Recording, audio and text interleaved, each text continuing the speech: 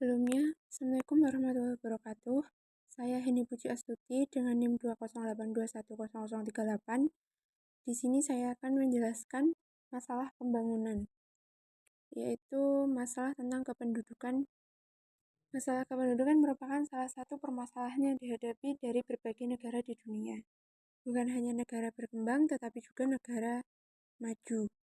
Pertumbuhan penduduk yang meningkat mengakibatkan permasalahan baru dalam suatu negara. Indonesia sendiri merupakan salah satu negara dengan jumlah dan pertumbuhan penduduk yang sangat meningkat pesat. Negara dengan jumlah penduduk terpadat keempat di dunia membuat Indonesia menjadi negara yang tidak seimbang antara jumlah penduduk dan tingkat kesejahteraan masyarakat.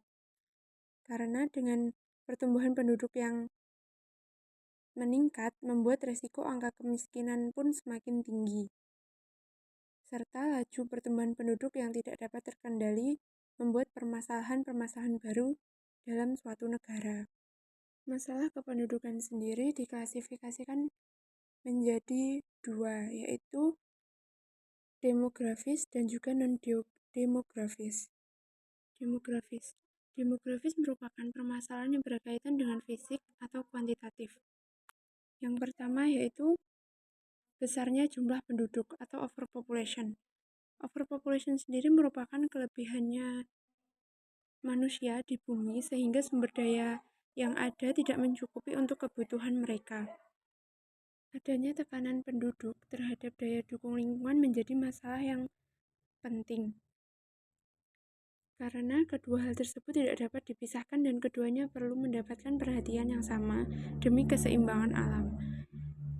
Selain itu, karena jumlah penduduk yang besar, dalam penyediaan lapangan pekerjaan membutuhkan perhatian khusus. Karena penduduk lebih senang untuk menggantungkan diri terhadap pekerjaan dan cenderung mencari pekerjaan daripada membuka lapangan pekerjaan sendiri. Hal inilah yang menyebabkan masalah baru yaitu pengangguran. Apabila jumlah pengangguran yang tinggi, maka rasio ketergantungan tinggi sehingga negara memiliki tanggungan yang besar untuk penduduknya yang dapat menghambat pembangunan dan menyebabkan tingkat kemiskinan menjadi tinggi. Yang kedua yaitu persebaran penduduk tidak merata. Berdasarkan sensus penduduk dan survei penduduk, persebaran penduduk di Indonesia antar provinsi yang satu dengan provinsi yang lain tidak merata. Di Indonesia sendiri terjadi konsentrasi kepadatan penduduk yang berpusat di Pulau Jawa. Lebih dari 50% jumlah penduduk Indonesia mendiami Pulau Jawa. Hal itu yang menyebabkan masalah apabila pusat pemerintahan, informasi, transformasi, ekonomi, dan berbagai fasilitas hanya berada di satu wilayah. Penduduk akan berusaha untuk melakukan migrasi dan akhirnya akan berdampak pada permasalahan pemetaan pembangunan. Yang ketiga yaitu tingginya tingkat pertumbuhan penduduk. Apabila itu terus dibiarkan terjadi, maka akan menimbulkan berbagai masalah, baik masalah pengangguran, tingkat kualitas sumber daya manusia yang menurun, kejahatan, lapangan pekerjaan, dan lain-lain yang bisa memberikan dampak negatif bagi kelangsungan hidup manusia. Oleh karena itu, usaha untuk menekan laju pertumbuhan sangatlah penting. Program-program yang ditawarkan pemerintah harus didukung oleh masyarakat, seperti halnya KB, penggunaan alat kontrasepsi, penundaan usia perkawinan, dan lain-lain, sehingga penurunan laju pertumbuhan penduduk diharapkan bisa menurun. Kemudian, masalah pendudukan non-demografis bersifat kualitatif. Yang pertama ada tingkat kesehatan penduduk yang rendah. Yang pertama yaitu tingkat kesehatan penduduk yang rendah. Usaha untuk perbaikan dalam bidang kesehatan harus terus diupayakan supaya meningkatkan kualitas hidup manusia di Indonesia. Kualitas kesehatan penduduk sendiri tidak dapat dilepaskan dari pendapatan penduduk. Semakin tinggi pendapatan penduduk, maka pengeluaran untuk membeli pelayanan kesehatan semakin tinggi. Penduduk yang pendapatannya tinggi dapat menikmati kualitas makanan yang memenuhi standar kesehatan. Sedangkan pada masyarakat yang kurang mampu, pasti tidak akan bisa membeli pelayanan kesehatan yang baik. Oleh karena itu, program pemerintah seharusnya harus terus dioptimalkan guna meningkatkan kualitas hidup manusia sendiri. Yang kedua yaitu pendidikan yang rendah. Kesadaran masyarakat akan pendidikan di Indonesia masih tergolong rendah. Hal itu dibuktikan dari UU yang dikeluarkan pun terlihat bahwa wajib belajar penduduk Indonesia masih terbatas 9 tahun, sementara negara lain bahkan menetapkan angka lebih dari 12 tahun dalam pendidikannya. Sebenarnya tingkat pendidikan bukanlah salah satu indikator untuk mengukur kualitas sumber daya manusia penduduk suatu negara. Kualitas sumber daya manusia berhubungan dengan produktivitas kerja. Orang yang tingkat pendidikannya tinggi diharapkan punya produktivitas yang tinggi. Tetapi kembali pada kenyataan yang terjadi di Indonesia adalah banyak orang berpendidikan tinggi namun tetap saja menjadi pengangguran dan menjadi beban bagi orang lain.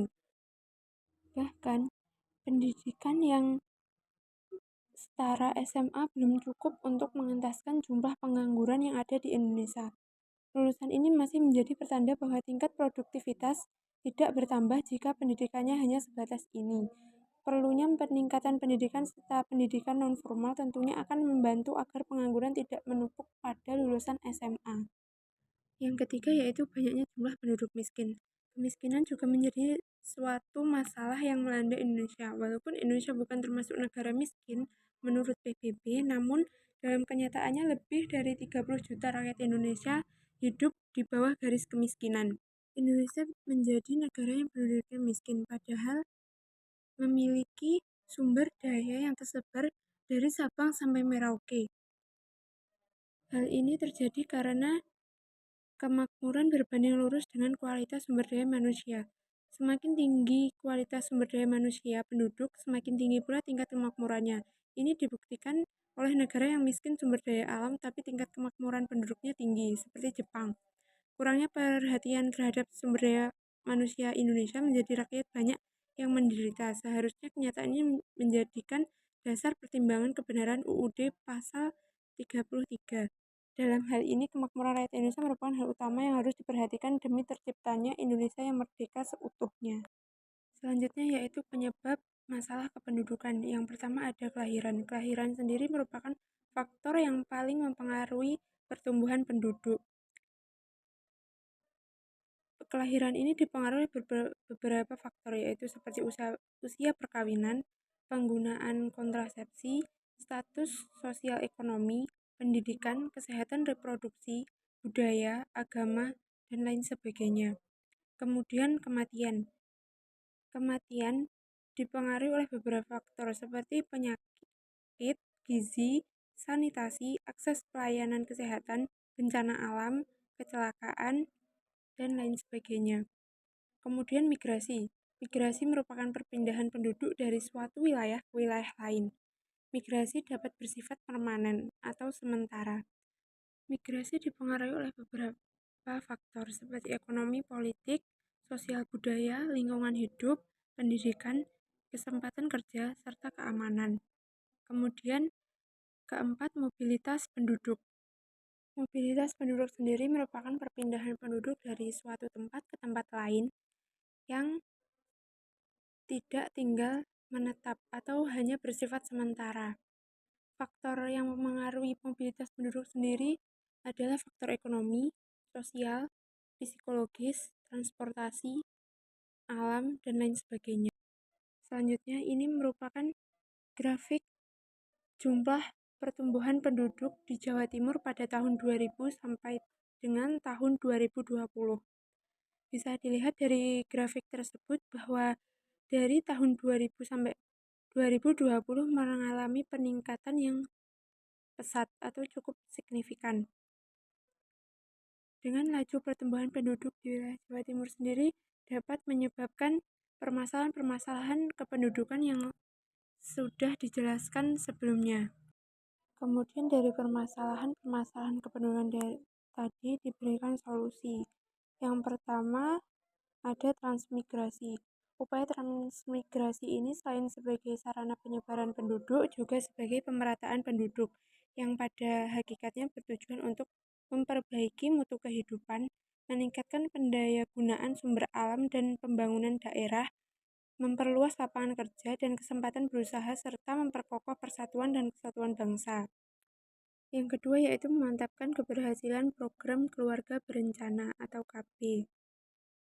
Dalam program pemerintah melalui BKKBN telah berusaha memecahkan masalah kependudukan melalui program KB. Pengendalian tingkat kelahiran terutama diarahkan melalui usaha langsung, yaitu mulai usaha peningkatan pelaksanaan program KB yang mengajak penduduk untuk merencanakan keluarga sehingga memberikan dampak pada pengendalian kelahiran. Usaha ini akan memberikan dampak pengendalian pertumbuhan penduduk dan sekaligus meningkatkan kesejahteraan ibu dan anak dalam rangka mewujudkan keluarga bahagia. Yang ketiga yaitu meningkatkan mutu pendidikan dan keterampilan. Mutu pendidikan harus ditingkatkan dengan mengarahkan tenaga, pikiran, dan penyediaan sarana.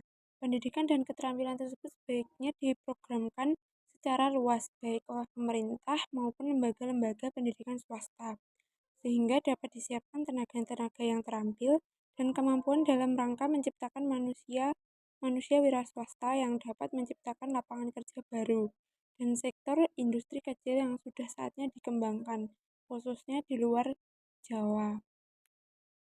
Yang keempat yaitu memperluas lapangan kerja guna untuk menekan jumlah angka pengangguran di setiap daerah, terutama menciptakan lapangan kerja baru di daerah yang jarang penduduk.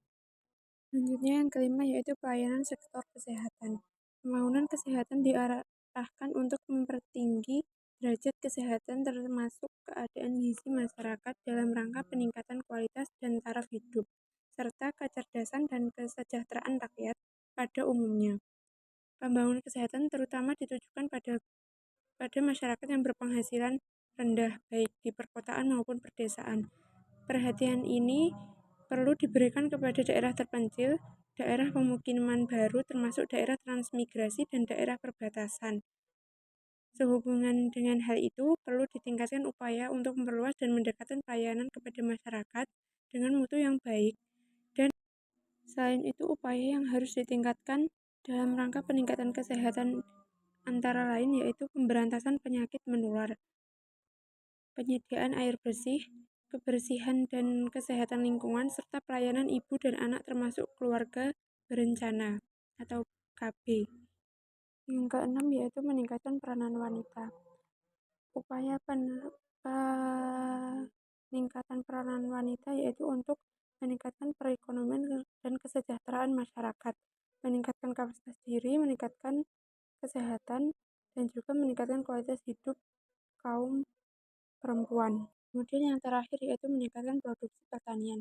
Peningkatan hasil pertanian ini diharapkan melalui intensifikasi, ekstensifikasi, dan diversifikasi yang pelaksanaan menjadi tanggung jawab seluruh masyarakat, karena ketergantungan akan beras dari luar negeri akan membahayakan kelangsungan pembangunan yang sedang dilaksanakan.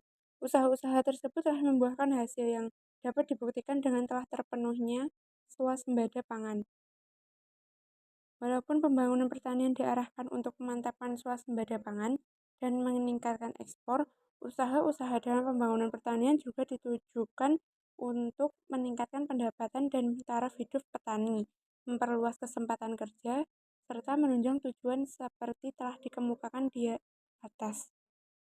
Sekian materi yang bisa saya sampaikan, kurang lebihnya saya mohon maaf.